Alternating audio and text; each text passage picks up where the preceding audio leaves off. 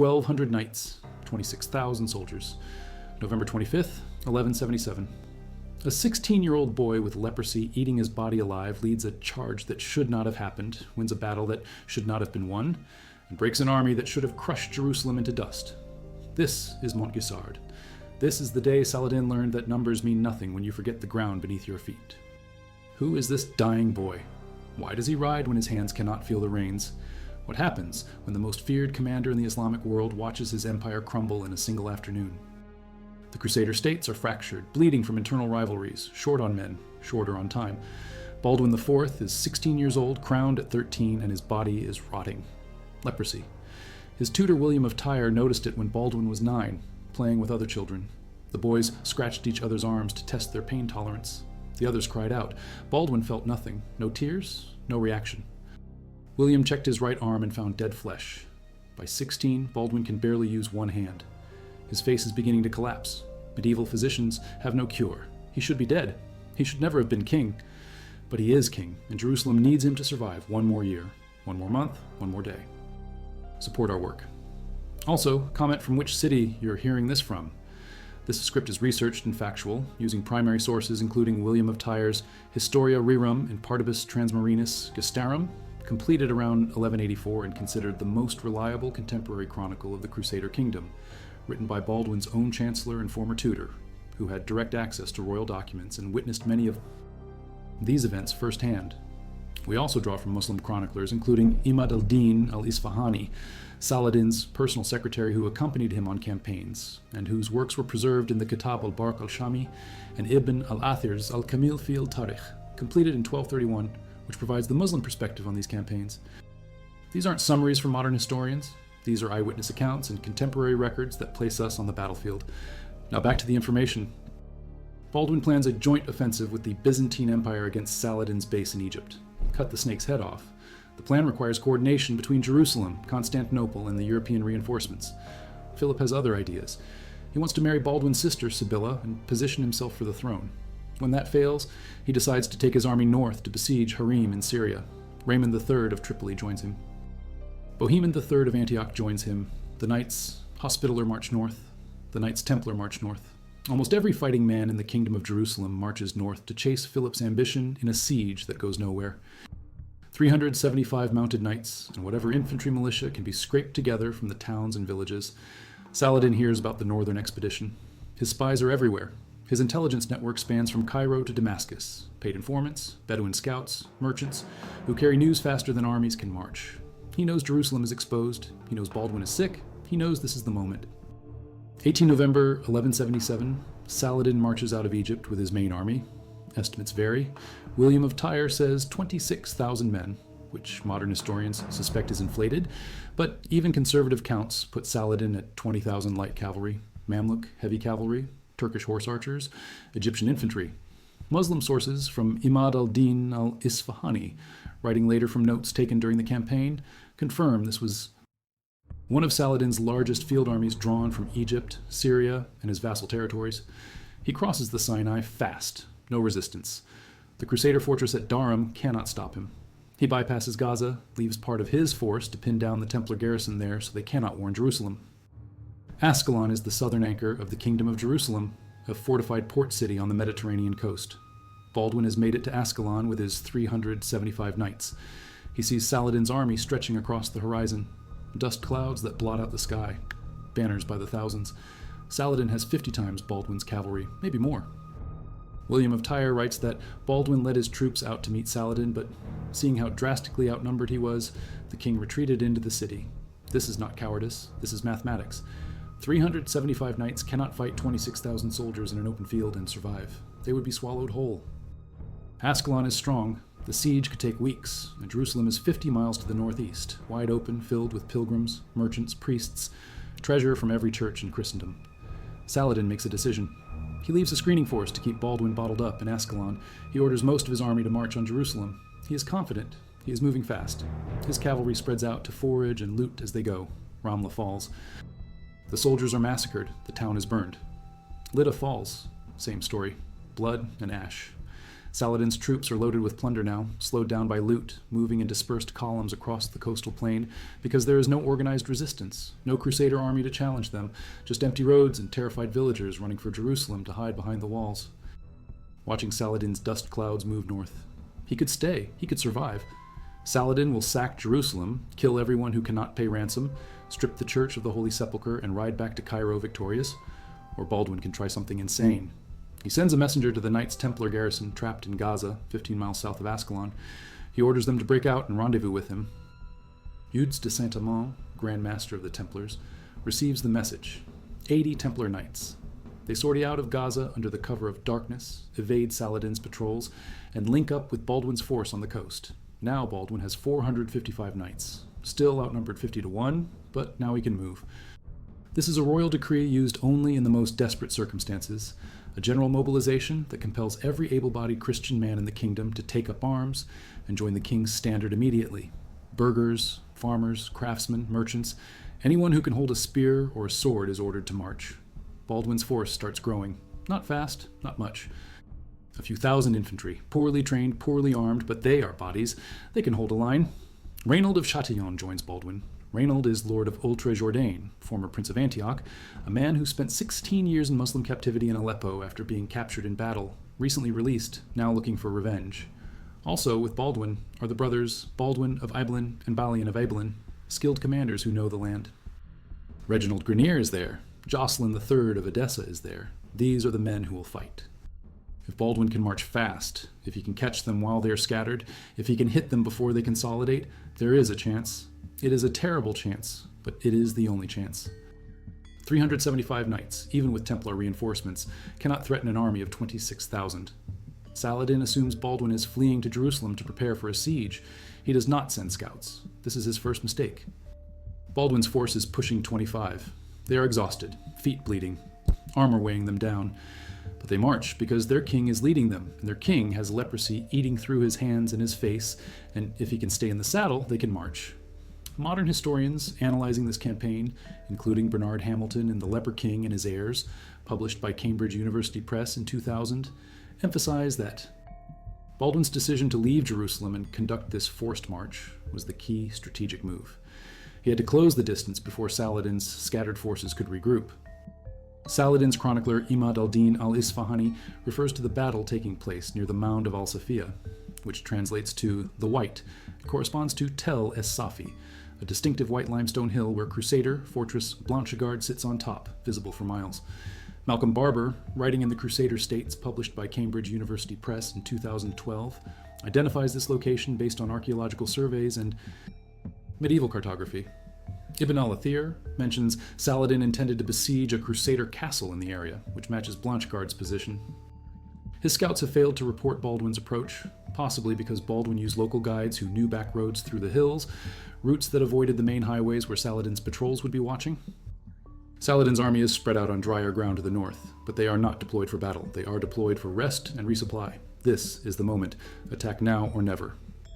Saladin has 20,000 to 26,000 soldiers, including at least 6,000 Mamluk cavalry, the best trained, best equipped heavy cavalry in the Islamic world, and several thousand Turkish horse archers who can shoot from the saddle at full gallop. The math is suicide. To fight that Reynold led the charge, while Baldwin watched from a litter. This is wrong. Arab chroniclers had no insight into Crusader command structure. They recognized Reynold because he was famous. He had been a prisoner in Aleppo, they knew his name. But William of Tyre, who knew Baldwin personally, who served as his chancellor, writes explicitly that Baldwin made the strategic decisions and led from the front. Bernard Hamilton's analysis confirms this. Baldwin issued the arriere ban. Baldwin ordered the march from Ascalon. Baldwin chose to attack, and Baldwin will charge. The presence of the true cross meant God was watching.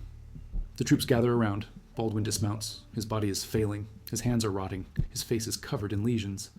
But he kneels in front of the cross, and every knight and every foot soldier kneels with him. They pray. They know most of them will die today. The Templar charge is legendary, a wall of steel and horseflesh moving at full speed, designed to smash through enemy lines and create panic. The feudal knights form behind them. The infantry will follow and hold whatever ground the knights take. Baldwin's Arab riding master taught him to control his horse with his knees, since his hands were too weak to hold reins properly. He mounts. He takes his position in the front rank, not behind. In front, where his men can see him. where Saladin's men will see him. The Crusaders get within a few hundred yards before someone in Saladin's camp notices the dust. By then, it is too late. Armor rattling. Men screaming war cries. The Christians are charging, and Saladin's men are scrambling for weapons and horses. Horses trample infantry. The Crusader knights smash into the Mamluk center and punch straight through. Men are dying in seconds. The Mamluks try to regroup, but the feudal knights are right behind the Templars, swords swinging, cutting down anyone still standing. He is 16 years old. He is dying. He is leading the charge. His presence shocks the Muslim troops. This is the leper king, the boy everyone said was too weak to rule, and he is in the middle of the battlefield covered in blood, screaming at his men to push forward. Loses momentum. But his army is scattered across miles of terrain, units are out looting villages, the baggage train is blocking roads, and nobody knows what is happening. Imad al-Din al-Isfahani writes later that chaos erupted when Baldwin's assault hit, with Saladin's forces suffering heavy losses from the unexpected strike. Ibn al-Athir, writing in Al-Kamil fi al-Tarikh decades later, describes the battle as a disaster that Saladin barely escaped, framing it as a temporary setback that would later be redeemed at Hattin. Time they slow down, the Templar knights charge them and scatter them. This is not a battle, this is a rout. He leaves his army behind. Ibn al-Athir confirms that Saladin fled and did not attempt to rally his broken forces on the field. The Sultan's survival was the priority. The Crusaders are killing everyone because they have no way to hold prisoners, no way to process ransoms, and no mercy after watching Ramla and Lida burn. Roger de Moulin, Grand Master of the Knights Hospitaller, who was in the Northern Army and returned after the battle, reported that 1,100 Christian soldiers were killed and 750 wounded. That is nearly half of Baldwin's force dead or injured, but Saladin's casualties are catastrophic. Only 1/10 of his army makes it back to Egypt. That means between 18,000 and 24,000 Muslim soldiers are killed, captured, or deserted during the battle and the pursuit. Saladin reaches Cairo on December 8, 1177, 12 days after the battle, with roughly 2,000 men. His reputation is shattered. His empire nearly collapses. The survivors tell the truth. Bedouin tribes in the Sinai capture and enslave hundreds of fleeing troops, selling them in markets, cold, wet, exhausted. The desert takes as many lives as the Crusaders did. Himself upright and alive. Priests call it a miracle. William of Tyre writes that the victory had a major impact on the Christian world who saw it as a sign from God. News reaches Rome. Pope Alexander III orders celebrations. A dying boy defeated Saladin. Archaeological surveys in the 1970s confirmed Crusader-era stonework at the site near Tel Es-Safi. This is where it happened. This is where 26,000 men broke against 500 knights. The Kingdom of Jerusalem cannot afford losses like that. There are maybe 3,000 knights total in the entire kingdom, and Baldwin just lost a third in one afternoon. The victory saved Jerusalem, but it did not save the kingdom. Saladin is wounded. He is humiliated. He will come back. The Templars push him to build a castle at Jacob's Ford, a crossing point on the upper Jordan River. This area was supposed to remain neutral under old treaties, but Baldwin agrees. The castle is called Chastelet.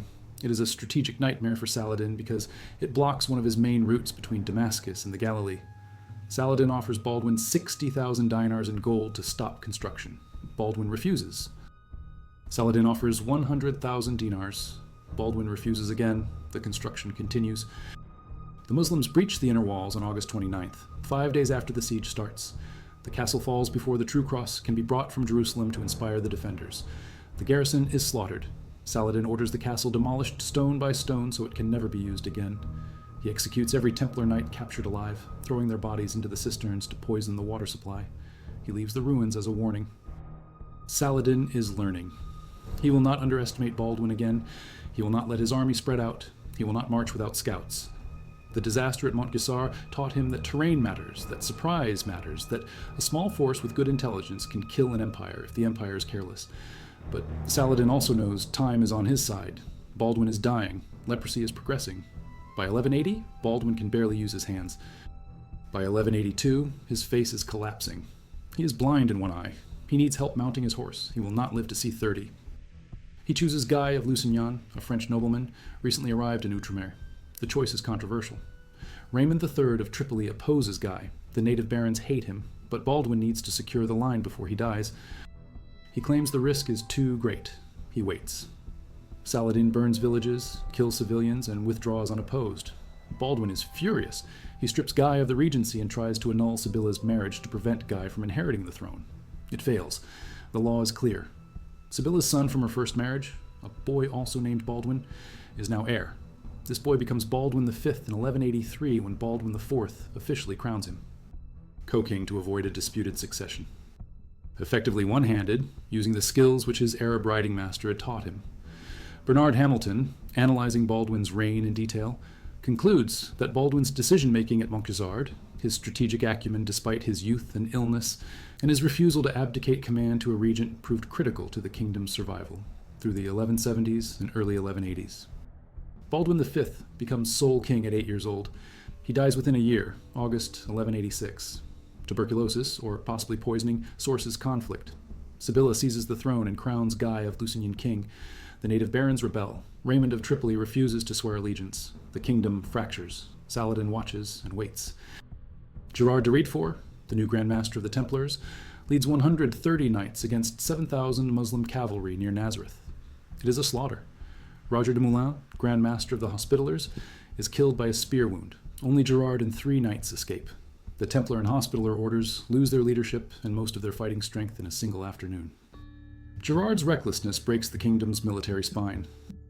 The knights charge and break against Saladin's lines. By the end of the day, the Kingdom of Jerusalem no longer has an army. King Guy is captured. Reynald of Châtillon is captured and executed personally by Saladin for breaking truces. Gerard de Rietfort is captured. The True Cross is captured. Every Templar and Hospitaller knight taken prisoner is beheaded on Saladin's order. Roughly 15,000 Christians are killed or enslaved. It is the worst Crusader defeat in history, and it is the opposite of Montgisard in every way. Bad leadership, bad terrain, bad intelligence. Saladin crushes them. On October 2nd, Balian negotiates surrender. Saladin allows the population to leave for ransom. Christians who can pay are freed.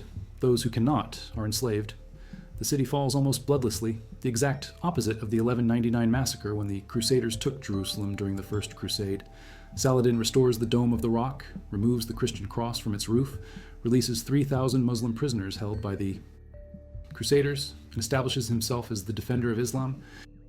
It proves that a 16-year-old leper with 375 knights and a plan could break the largest army Saladin ever fielded. It proves that leadership, terrain, surprise, and courage can overcome numbers. Victory depended on superior terrain knowledge.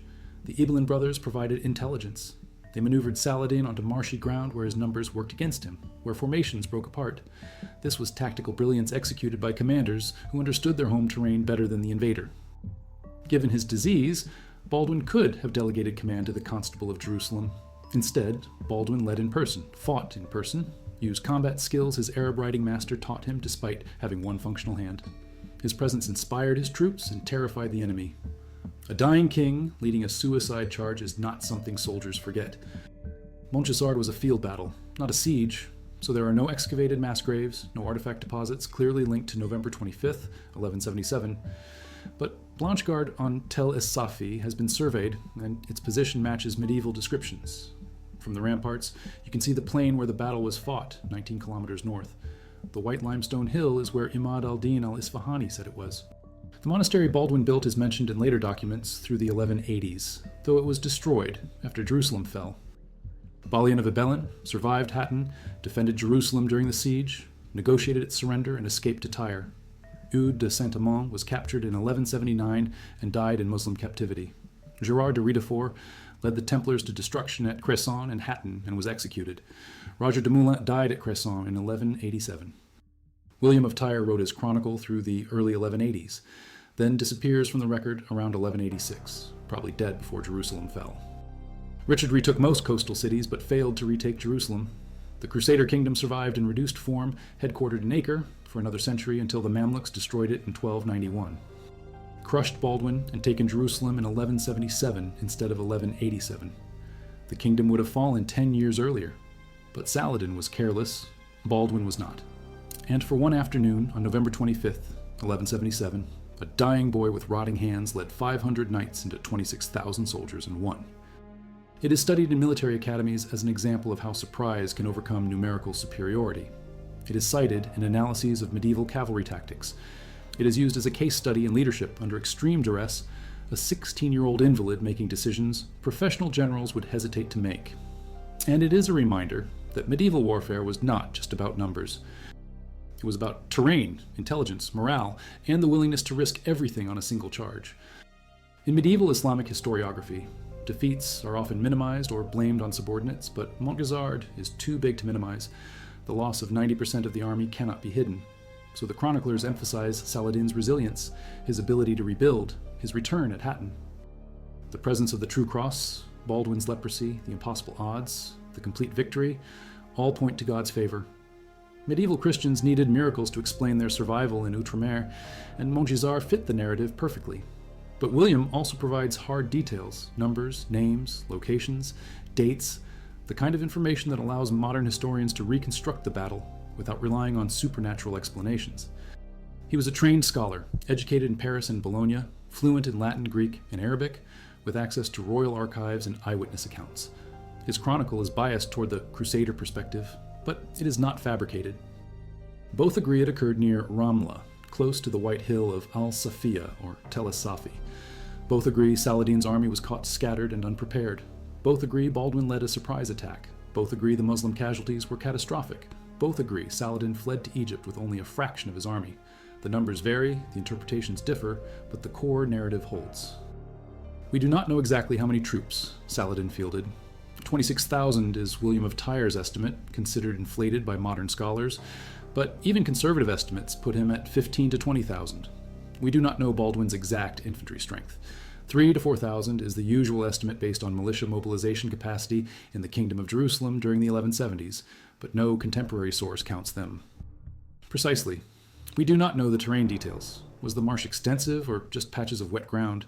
Which specific creek or wadi did Saladin's baggage train get stuck in? The exact battlefield layout is debated. Baldwin was 16 in 1177, diagnosed around age 9, so he had been living with the disease for 7 years. William of Tyre's descriptions suggest Baldwin still had partial use of his hands in 1177, though his right arm was significantly weakened. By 1182, 5 years later, he needed help mounting a horse. So, at Montgisard, he was sick, he was weakening, but he was not yet completely incapacitated. He could ride, he could fight, he could command, that is enough. And timing all matter more than raw force. And it gives the Kingdom of Jerusalem one last moment of glory before the disasters of Cresson and Hattin destroy it. Baldwin decides to ride to Ascalon with 375 knights when he could have stayed in Jerusalem.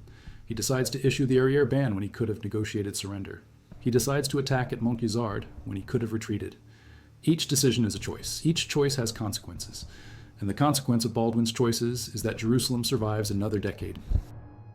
Medieval leprosy patients were often buried in segregated cemeteries, but Baldwin was a king, so he was buried in the Church of the Holy Sepulchre in Jerusalem.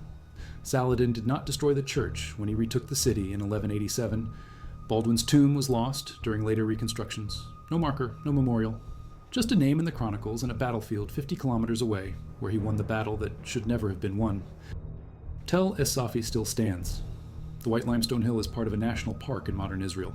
Archaeological excavations since 1996 have uncovered Crusader fortifications on the summit, the remains of Blanchard, including walls, towers, cisterns, and a chapel. The site overlooks the coastal plain stretching toward Ramla and inland toward Jerusalem. On clear days, you can see for miles. This is where Saladin's scouts should have been watching. This is where they would have seen Baldwin's army approaching, but they were not watching, and Baldwin struck. Ibn al-Athar's Al-Kamil fi al-Tarikh. These are not legends, these are records. Biased, incomplete, shaped by their authors' perspectives, but grounded in events that actually happened, battles that were actually fought, people who actually lived and died. The pursuit lasts 12 miles. 1,100 Christians die. 90% of Saladin's army dies. Jerusalem is saved. The boy lives another 8 years. The kingdom lives another 10.